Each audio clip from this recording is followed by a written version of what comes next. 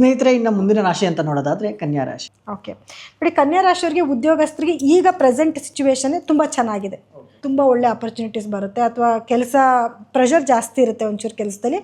ಆದರೆ ಇವರಿಗೆ ಪ್ರಮೋಷನ್ಗೆ ಏನಾದರೂ ಪ್ರಯತ್ನ ಪಡ್ತೀರಾ, ಪ್ರಮೋಷನ್ ಆಗುವಂಥದ್ದು, ಅಥವಾ ಕೆಲಸದಲ್ಲಿ ಸ್ವಲ್ಪ ಗೌರವ ಸಿಗುವಂಥದ್ದು. ಸರ್ ನೋಡಿ, ಹಣಕಾಸಿನ ವಿಷಯ ಅಂತ ಬಂದಾಗ ಹಣಕಾಸು ತುಂಬ ಚೆನ್ನಾಗಿರುತ್ತೆ. ಈಗ ಪ್ರೆಸೆಂಟ್ ಆಲ್ರೆಡಿ ಅವರಿಗೆ 2ನೇ ಮನೆಗೆ ಗುರುವಿನ ದೃಷ್ಟಿ ಇದೆ. ಸೊ 2ನೇ ಮನೆಗೆ ಗುರುವಿನ ದೃಷ್ಟಿ ಇದ್ದಾಗ ಹಣಕಾಸಿನ ಅಭಿವೃದ್ಧಿ ತುಂಬ ಚೆನ್ನಾಗಿರುತ್ತೆ.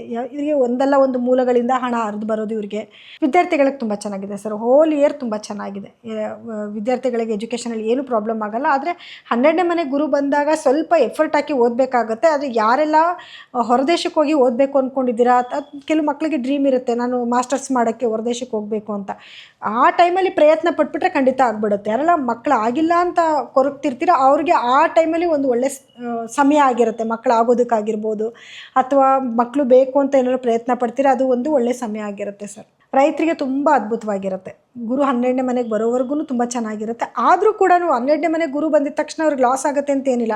ಇಂಪೋರ್ಟ್ ಎಕ್ಸ್ಪೋರ್ಟ್ ಮಾಡ್ತಿರೋರಿಗೆ ಚೆನ್ನಾಗಿರುತ್ತೆ.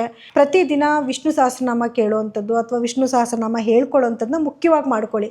ಈ ಪ್ರತಿ ಶನಿವಾರ ಅಥವಾ ಬುಧವಾರದ ದಿವಸ ಯಾವುದಾದ್ರೂ ಸರಿ ವಿಷ್ಣುಗೆ ಸಂಬಂಧಪಟ್ಟಿರುವಂಥ ದೇವಸ್ಥಾನಗಳಿಗೆ ಹೋಗಿ ತುಳಸಿ ಹಾರ ಏನಾದರೂ ಕೊಟ್ಟು ನಿಮ್ಮ ಹೆಸರಲ್ಲಿ ಒಂದು ಅರ್ಚನೆ ಮಾಡಿಸ್ಕೊಳ್ಳೋದು, ಇದನ್ನು ತುಂಬ ಮುಖ್ಯವಾಗಿ ಮಾಡ್ಕೋಬೇಕು.